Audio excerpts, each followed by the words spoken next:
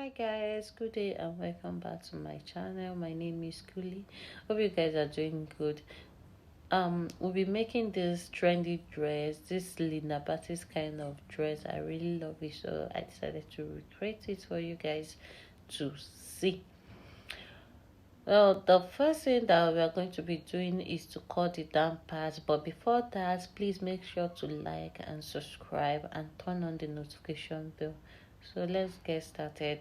The first thing to do is we are cutting the down part, that is the skirt. You can cut this as a full gown, then cut the shape, but I just want to cut the waistband, but I just want to cut it as separate skirt,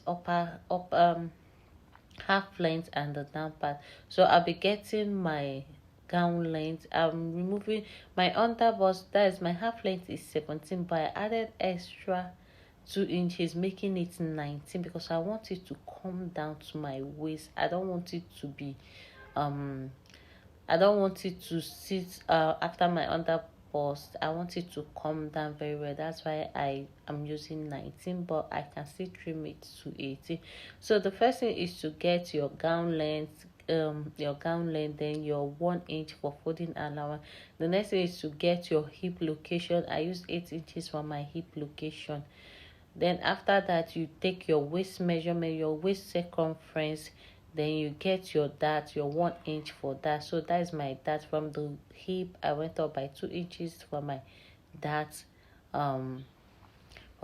length. Then I took half inch on both sides for the dart. So we are going to replace that 1 inch for that. Then I got my hip measurement. Whatever I have on my hip, I took it down to the hemming line. So I added 1 inch joining allowance. So I'm going to connect it straight to that hemming line. So this is what you have. So and you know that this skirt is not straight at the down part.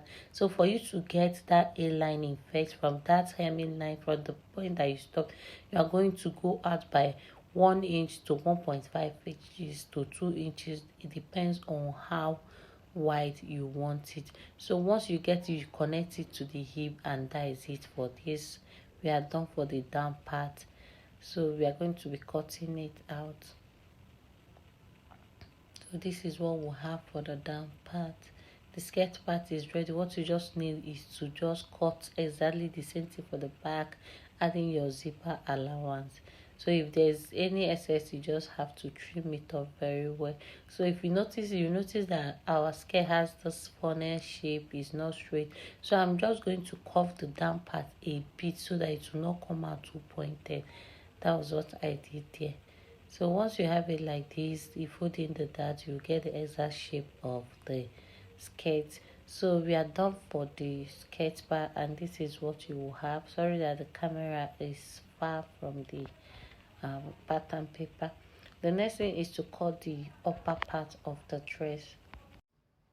So to cut the upper part, on your shoulder line, you have to give drop 2 inches, give a space, because I'm doing a together turtle neckline. This is my first time of doing it. So once you have it, I forgot to add it, but I'm going to add a pattern paper. So I'll get my half length. Remember that my half length is 17 inches, but here I decided to use 19 inches because I want the half length to be long.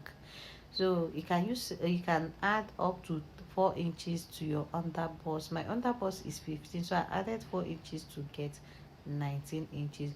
So after getting your half length, the next thing to get is your under bust, which is 15. Then on my under bust line, I went up by 4 inches for my bust point.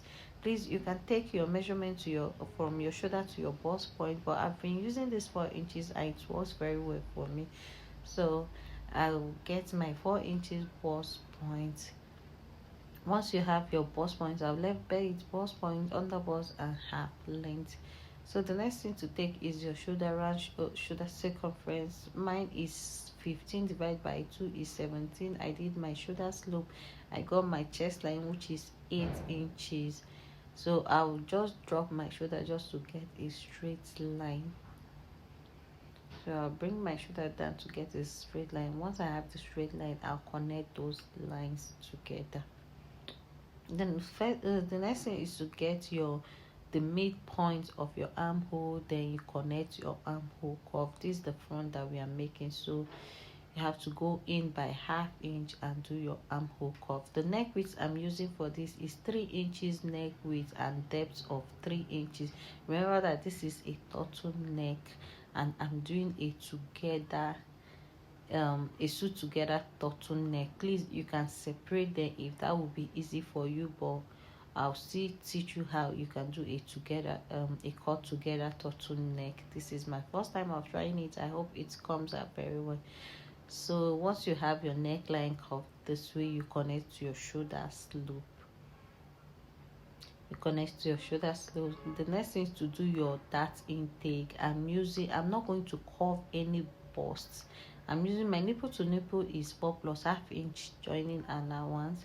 I have 4.5. I'll connect it all the way to the bust point. Then on your waist, I will take 1/2 inch in, 1/2 inch out. On my bust under bust, I'll go in by 1/2 inch and go out by 1/2 inch.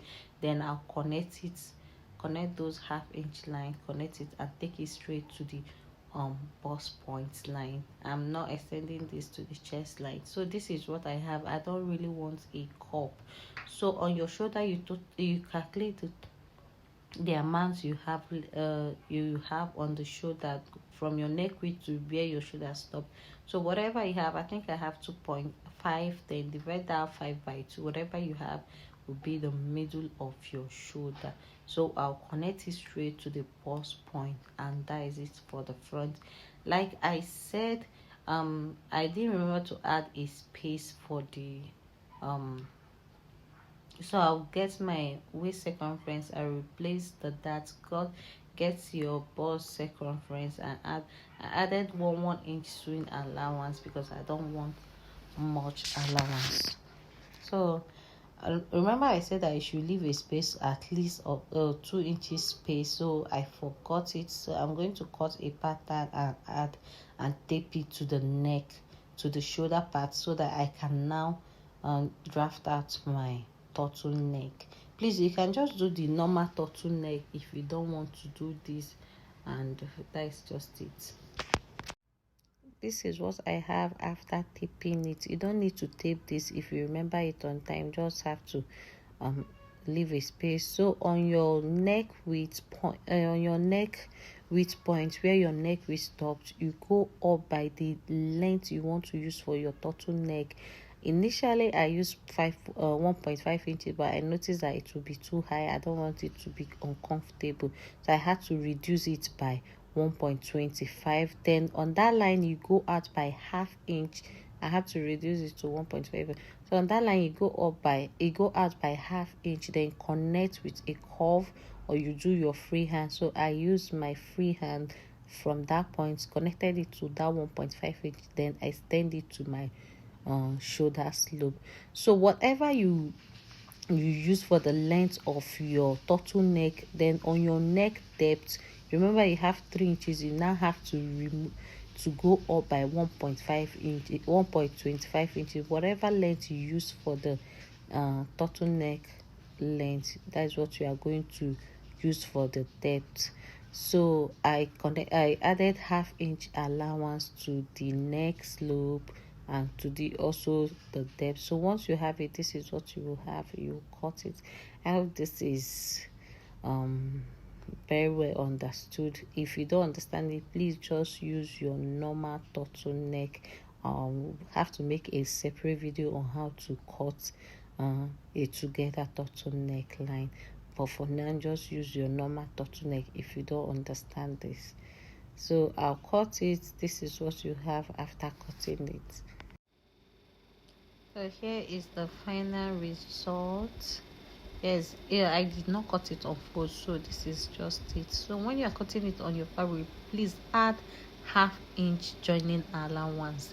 You can add it to the neck too if you want, but we've added the allowance already. This is what we'll have for the front. Next is to cut the back. So as for the back, remember I used 19 for the back. For the front here, I'm going to use 18 inches because the back is always shorter than the front. So I'll get my 18 inches line I'll get my 18 inches half length. That is my shoulder line. I'll extend it very well. The next thing is to mark out your zipper allowance. I used 1.5 inches zipper allowance. So whatever allowance you use for the upper part, that is what you use for the down part. The next thing is to get your shoulder, do your shoulder slope, do your chest line, get your mine is 8 inches. You don't need your under bust for this chest line. For the back, you don't need bust points, you don't need under bust, you just need only your chest line. So the next thing is to get the middle of your armhole. Remember that you're not going to go in by half inch. This is the back. So once you have it like this, extend your chest line, then get your nipple to nipple. Mine is 4.5. I'll extend it. I'll do my 1 inch that's intake, half inch on both sides, half inch in, half inch out, then connect it straight to the chest line. The next is to get your 3 inches neck width, then 1 inches neck depth. Extend it to the zipper part, then get the middle of your shoulder the same thing you did for the front. You get it, the middle of your shoulder, you get it, then divide it by 2, connect it to that neck point. Whatever you have, you just connect it straight to that neck point, to the chest line, the way you did for the front. And this is it. The back is ready, but remember that we are still going to work on the this thing, the neck, turtleneck. So whatever amount you went up with in that front part, that is what we are going to use. So I used 1.25, then I went out by half inch, then connected it. Look at the way I did the curve. So this is the way you are going to curve it. Go up by 1.5, then go out by half inch and connect it. Then you add half inch space. So whatever you on that line again, the depth of the neckline, I will go up by 1.5 inch. 1.25 inch again, like the way I did for the front, then add my half inch. That is what you have for the front. So that is it. Please remember to add your half inch. Like I forgot to add my half inch in this back, and maybe to affect the sewing, but just remember to add your half inch sewing allowance to the depth. So once you have it this way, this is what you will have. Cut it out and it's ready. I forgot to add my half inch to the depth of the neckline. So I did so this is what you have. Please remember to add your half inch to the depth of the neckline, to the neckline depth also. Yes, because I forgot to add it, and it's like I forgot to add it on the fabric too, but remember to add it. So this is what we have for the back. This is it. So once you place it, once you attach the side darts to the center, this is what you have.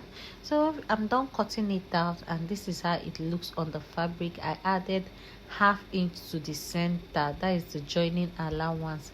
I also did the same to the back, to the front, and to the center front. So this is everything you will have. I also went ahead to cut the lining. So this is the lining for the front, lining for the back, and also lining for the down part.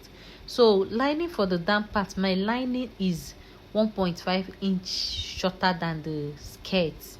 So you just have to make your lining shorter than the skirt. I don't want it to be too short, so I made it 1.5 inch shorter than the skirt.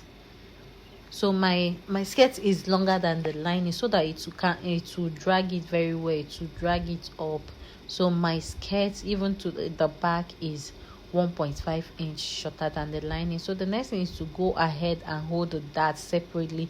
You hold the main fabric dart separately, and you hold the lining separately. So because I want to cover every rough part.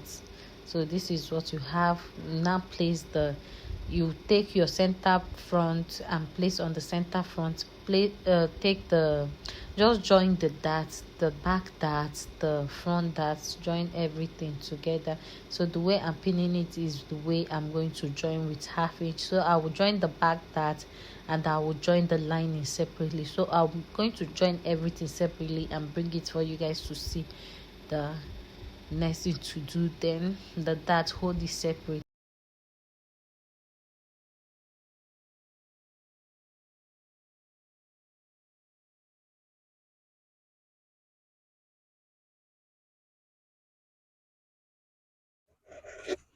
So I've gone ahead to join all the pieces together, the lining and everything. Just look at the lining for the front. I've joined the darts, and here is the upper part. I've joined the darts and I've ironed it out. I'm going to sorry, I wanted to say that I'm going to overlock it, but I'm not going to be. I'm going to be lining it. So this is the upper part, the top, and this is the back.